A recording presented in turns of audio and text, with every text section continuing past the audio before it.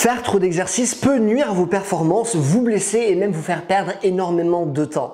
Parallèlement à ça, ne pas faire assez d'exercices peut vous faire louper immensément de résultats et donc pour maximiser vos performances, il faut trouver le juste milieu. Et dans cette vidéo, je vais précisément vous le donner afin d'éliminer littéralement tous les doutes que vous puissiez avoir. Mais juste avant de commencer, petite intro, moi c'est Clément, je suis un préparateur physique diplômé et sur ma chaîne Mouvement Conscient, je vous explique comment avoir un corps qui est véritablement fort, qui est athlétique, qui est souple, qui est mobile, qui est fonctionnel et qui sait répondre à plein de situations différentes. Ce que vous voulez comprendre, c'est que le nombre d'exercices et donc de séries va être défini par votre objectif. Donc voyons déjà le premier cas, si votre objectif est par exemple d'ordre esthétique ou musculairement spécifique à un sport, je vais maintenant vous proposer une trame de 6 points que vous allez pouvoir mettre en place. Quand il s'agit du nombre total de séries et d'exercices, on doit premièrement s'y intéresser d'un point de vue de la séance. Et ce que nous dit le préparateur physique Dr Mike Israetel, c'est que grosso modo, on va se trouver entre 3 et 12 à l'intérieur même d'une séance. Donc 3 et 12 séries. Et le truc, c'est que si maintenant on va être autour de 3, probablement, si maintenant on mettait en place davantage de volume, on aurait davantage de résultats. Par contre, si maintenant on se trouve au-delà de 12, il y a de fortes chances qu'à ce moment-là, tout ce que vous allez faire, c'est pousser des poids pour pousser des poids. Il n'y aura pas suffisamment d'intensité et donc la séance ne sera pas suffisamment efficace. Et donc, à partir de ce volume total et volontairement large de séries à l'intérieur même d'une séance, on va répartir ça par rapport à un certain nombre d'exercices. Donc, grosso modo, 3 à 5 par groupe musculaire.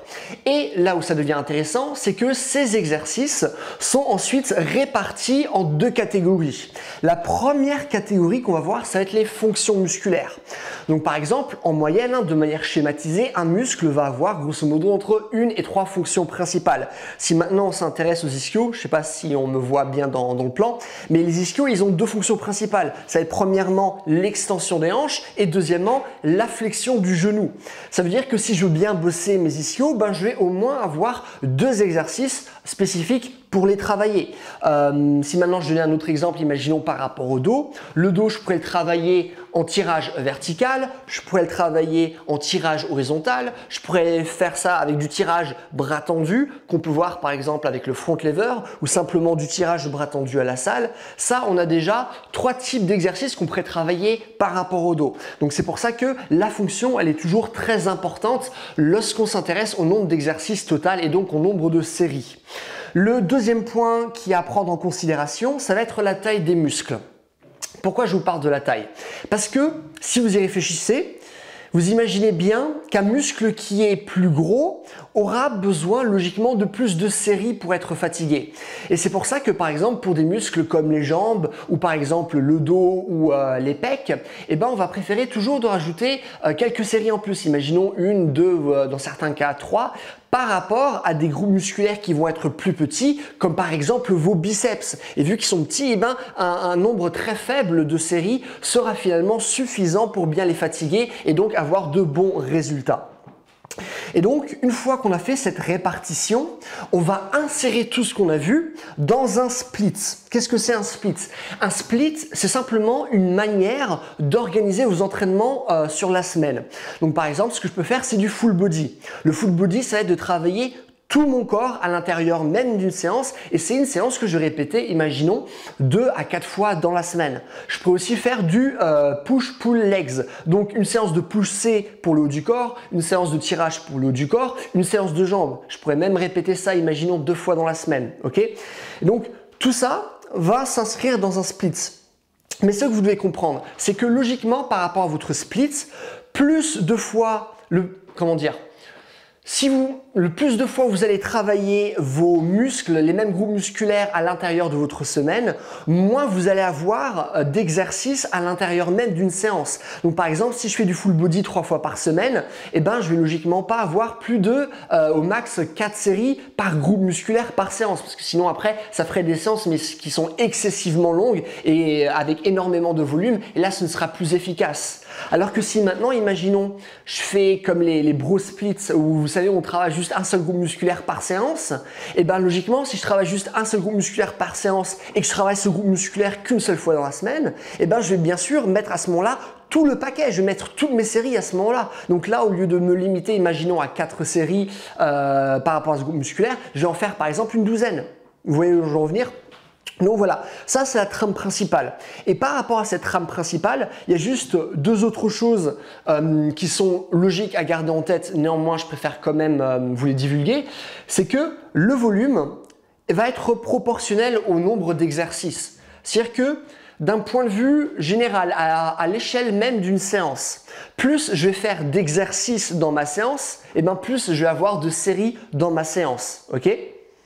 Mais ça veut aussi dire que moins je vais avoir d'exercices par séance, plus je vais aussi avoir de séries par exercice. Vous voyez où je veux en venir? Donc ça, c'est juste une petite nuance à garder en tête. Et l'autre chose, c'est que logiquement, le volume n'est pas proportionnel à l'intensité. Ça veut dire que logiquement, si vous faites une séance d'1h30, eh ben, vous ne pouvez pas garder une forte intensité pendant 1h30. C'est logique, à part si maintenant vous avez une génétique qui est tout simplement incroyable, à part si maintenant vous prenez des stéroïdes, mais de manière générale, eh ben, plus le volume sera grand, moins l'intensité sera faible. Plus l'intensité sera grande, plus le volume sera faible. L'intensité étant ce qui est considéré comme votre capacité à être proche de votre max. Donc si maintenant, imaginons, je sais soulever 100 kg sur une répétition développé couché et que je travaille 95 kg, c'est intense, ok? C'est un poids qui est proche de mon max. Par exemple, si je travaille avec 50 kg, même si je fais un effort qui est grand, vu que ça correspond grosso modo que à 50% de mon max, c'est pas un effort qui est intense, ok? Même si ça peut être un grand effort de soulever beaucoup de fois 50 kg, c'est pas considéré comme intense parce qu'on est très loin de notre max. Vous voyez ce que je veux dire? Donc plus le volume est grand, plus l'intensité est faible, plus l'intensité est grande, plus le volume est faible. Voilà, c'est tout. Voilà, alors maintenant on a fini le premier cas, maintenant on peut passer au second cas qui lui va être spécifique à la force d'un mouvement. Donc par exemple, si vous voulez soulever lourd au développé couché, lourd aux tractions lestées, etc. Et même si beaucoup de points mentionnés en amont sont aussi valables pour la force, il y a tout de même une différence fondamentale qu'il faut absolument mentionner. En gros, quand on va travailler en force, on se fiche de travailler des muscles. Parce que nous, ce qu'on veut, c'est travailler des mouvements qui vont être très spécifiques. Donc par exemple, eh ben, on ne dit pas « je veux des pectoraux forts », mais on se dit « je veux soulever lourd au développé couché ». Parce que imaginons, je peux développer des pectoraux forts au pec deck, mais ce n'est pas cette force qui va vraiment bien se transformer par rapport au développé couché. Donc on ne s'intéresse pas aux muscles, on va s'intéresser à des mouvements qui sont spécifiques. Et donc à ce moment-là, on peut se demander combien de fois va-t-on travailler ces mouvements? Et là, je vais vous ramener à la règle de Vladimir Jashorski, qui est un professeur emblématique de la préparation physique, qui nous dit que pour être fort, il faut travailler avec la plus forte intensité possible, le plus de fois possible, et ce toujours en étant frais. Donc qu'est-ce que ça veut dire exactement? On va analyser les 3 points de cette règle. Premièrement, l'intensité la plus forte possible, ça veut simplement dire qu'on va travailler proche de notre max. Le plus de fois possible, ça fait référence en fait à la fois d'effectuer le plus de volume possible à l'intérieur même d'une séance, mais aussi d'augmenter la fréquence à l'intérieur d'une semaine à son paroxysme. Et toujours en étant frais signifie sans accumuler de fatigue, parce que lorsque la fatigue s'installe, eh ben, l'intensité n'est plus là. Donc ça, c'est vraiment une différence qui est énorme, parce que par exemple, le travail de musculation, lui, il va vous fatiguer. Un travail de force pure, lui, ne doit pas vous fatiguer. En d'autres termes, à la fin de votre séance, vous devriez être frais. Vous devriez vous dire « en soi, je pourrais encore continuer ». Et en gros, ce que Jashorski nous dit, c'est de faire notre max à condition de pouvoir en récupérer. Et donc ça, c'est vraiment quelque chose qui est purement personnel. Donc par exemple, certaines méthodes comme Grease the Groove vont vous faire travailler tous les jours. D'autres vont être plus classiques. À ce moment-là, vous allez travailler un mouvement, imaginons, 2 à 4 fois par semaine. Et aussi, peut-être, si vous en avez besoin, vous ferez d'autres exercices qu'on appelle des exercices accessoires.